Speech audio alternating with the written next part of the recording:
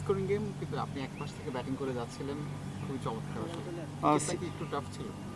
হ্যাঁ, টাফ বলতে আমাদের ভালোই ছিল। আমাদের আসলে উইকেটগুলো ব্যাক টু ব্যাক পড়ে যাওয়াতে এটা টাফ সিচুয়েশন ক্রিয়েট হয়ে গেছে। সো চেষ্টা করছি আসলে উইকেট অনুযায়ী খেলার। ডিপিএল এর প্রথম 4 ম্যাচে রান পেয়েছেন, মাঝখানে 3টা ম্যাচে রান পাননি, আজকে আবার সেঞ্চুরি করলেন। মাঝখানে কি ব্যাট প্যাচ ছিল নাকি আসলে? আমি আমার প্রসেসে ছিলাম, চেষ্টা করতেছিলাম। সো আসলে ওই 3টা ম্যাচ ফেভার করে নেই। সো আজকে ওইটা ভালো হয়েছে। ইমরান ভাই টি-20তে দুর্দান্ত ব্যাটিং করে থাকেন, পাওয়ার হিটিং করে থাকেন। ওয়ান ডে ক্রিকেটে আপনাকে যখন চ্যাম্পিয়ন্স ট্রফিতে ইনক্লুড করা হলো, অনেকেই প্রশ্ন করছিল আপনি ওয়ান ডের জন্য বিবেচিত হন কিনা। লিটন কুমার দাসের পরিবর্তে আপনাকে নেওয়া হয়েছিল। ডিপিএলে দুর্দান্ত ব্যাটিং করছেন, আসলে ওভারঅল কেমন যাচ্ছে ভাইয়া? ওয়ান ডের জন্য কতটুকু প্রিপারেশন মানে আপনি নিয়েছেন?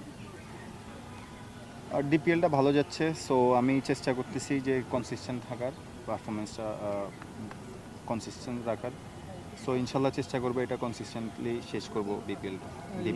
যেমন তামিম ভাইয়ের খবরটা ঠিক কখন শুনেছেন? শুনে মাঠেই শুনছি। আসলে খারাপ লাগছে, তামিম ভাই নাকি মাঠে স্ট্রোক করছে। সো আমরা আসলে যে যতটুকু পারতেছিলাম যে দোয়া করতেছিলাম যেন উনি তাড়াতাড়ি সুস্থ হয়। সো আমি ব্যাটিংয়ে যাওয়ার আগে শুনতেছিলাম যে উনি একটু ভালো অবস্থায় আছে।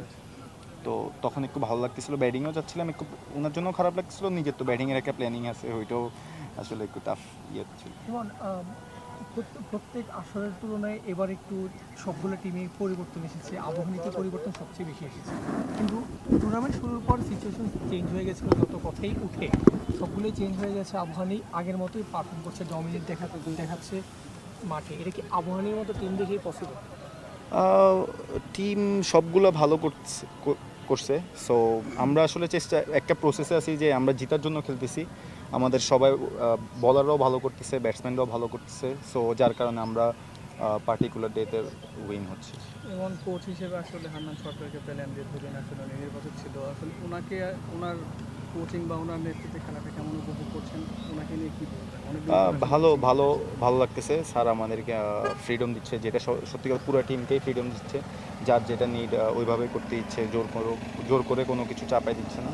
সো ভালো যাচ্ছে ওনার। ভাই তামিম ইকবালের হার্ট অ্যাটাকের পর আজকে জিনিসটা আরও বেশি হলো যে রমজান মাসে খেলাটা একটু কষ্ট। আপনি কি মনে করছেন আসলে কি রমজান মাসে খেলাটা বা এটা সরিয়ে দেওয়া যাবে, একটু প্ল্যান করে শিডিউলটা চেঞ্জ করে এটা অবশ্যই আমরা আসলে খারাপ লাগে যে রোজা ভাঙতে আসলে সবারই খারাপ লাগে। যদি এটা চেঞ্জ হয় সবার জন্যই ভালো হবে। রোজা রেখে অনেকে খেলতেছে, ম্যাক্সিমাম খেলতেছি না, কিন্তু যারা রোজা ভাঙতেছে আমার নিজের থেকে গিলটি ফিল হয় প্রত্যেক দিন আসলে রোজা ভেঙে খেলাটা। তো